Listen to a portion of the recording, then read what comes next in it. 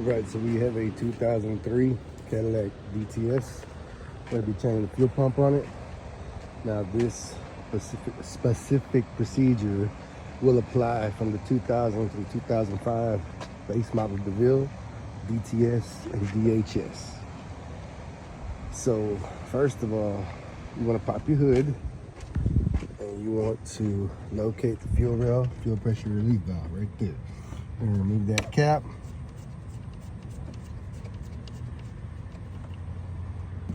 Get you a nice little flathead or something. Pick something that's able to press that valve in, release the fuel pressure. Once you do that, go ahead and open your trunk.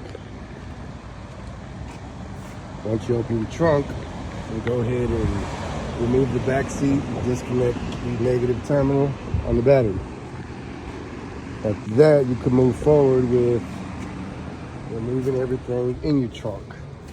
The fuel pump in this one is located in the trunk.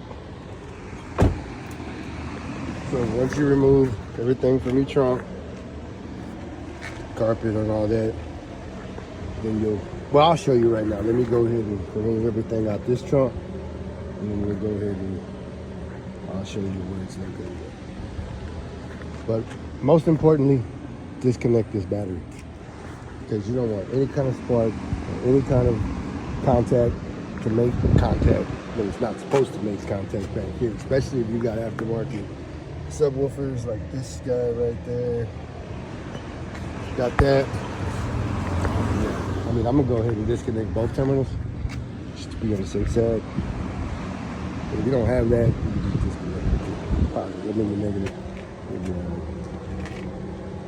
So yeah, we get all this out. All right, we have the trunk open. We have everything removed out of the trunk. So the first thing we're going to do is take off this trim right here. This black trim, it sits along the back side of the edge of the trunk latch. Just a couple of plastic screws that screw on there in place. Once you remove those, this carpet right here on this side is going to lay over. It's going to have two plastic knobs right here, one right there, one right there. They're going to look like this. Remove those two, fold the carpet over, and then your access panel's right there. So it looks like, let's see, 1, 2, 3, 4, 5. 7 millimeters.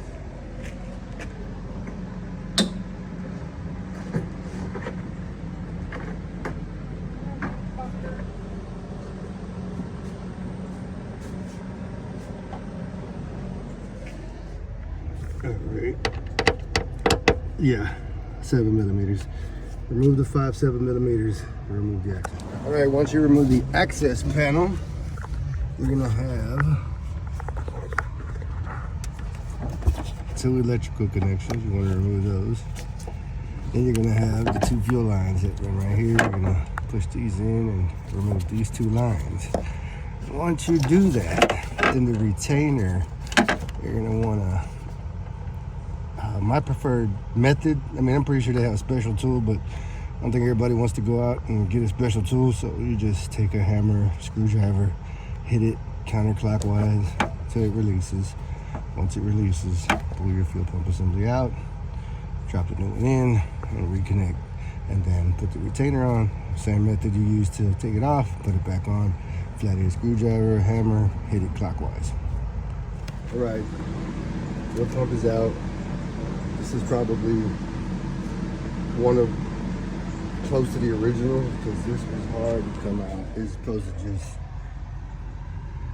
turn, rotate, and pull up and out.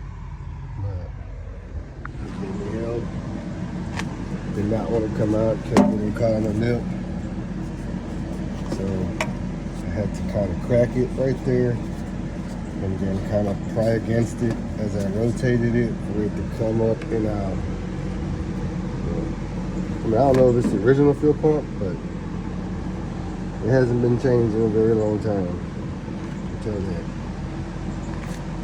So, time to go in with the new one.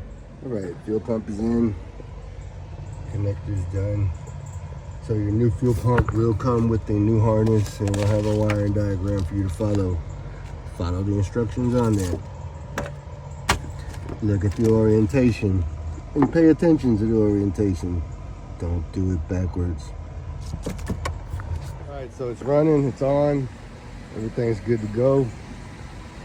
The initial reason why I changed this fuel pump is because the customer was stating hard starts, excessive cranking to starting. So when I got it, I got in it, I would prime up the fuel pump 2 or 3 times and it would crank. If I didn't prime it up, it would take a long time to crank. So then I threw a pressure test on it. And on these cars, it's supposed to be between 41 to 47 PSI, engine off, key on, with a drop of 5 PSI. If it drops more than 5 PSI, there's an issue. And that's what this one was doing. Key on, engine off. It barely made it to like 41, but immediate drop was over 10 PSI. Dropped like 11 or 12 PSI if I'm not mistaken. So it was out of range as far as the specs. So I'm pretty sure this fuel pump was on its way out. It just wasn't completely out. But that's why you want to change it before they go out, because they're going to leave you stranded and you don't know when that's going to happen. You got to pay for a tow truck, do all this extra shit. So just stay on top of it. You got a hard start and you ain't got no codes pertaining to crank or camshaft sensors or anything like that, look into having a fuel pressure test done. Get the fuel pressure test done. The specs are 41 to 47 PSI, engine off, key on, with a drop of 5 PSI. And you'll see that drop almost immediately. Like it'll hold 41 to 47, whichever one it goes to. And then as soon as the priming stops, it'll drop. But it shouldn't drop no more than 5 PSI. So, also I wanted to show y'all what I had to use to hit that ring. I used the flathead to hit it off, but to hit it on, it was giving me a lot of problems. So I went ahead and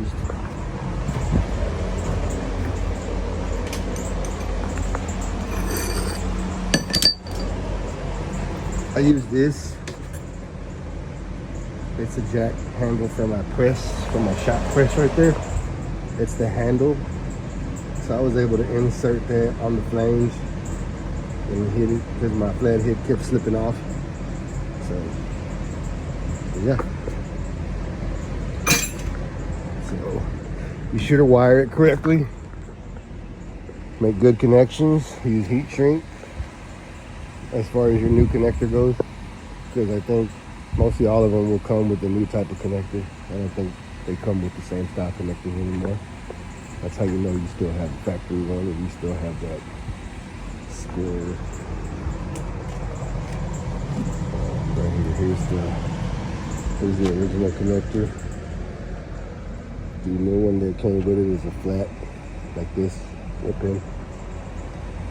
And it'll show you corresponding wires and diagram on whichever type of fuel pump you get.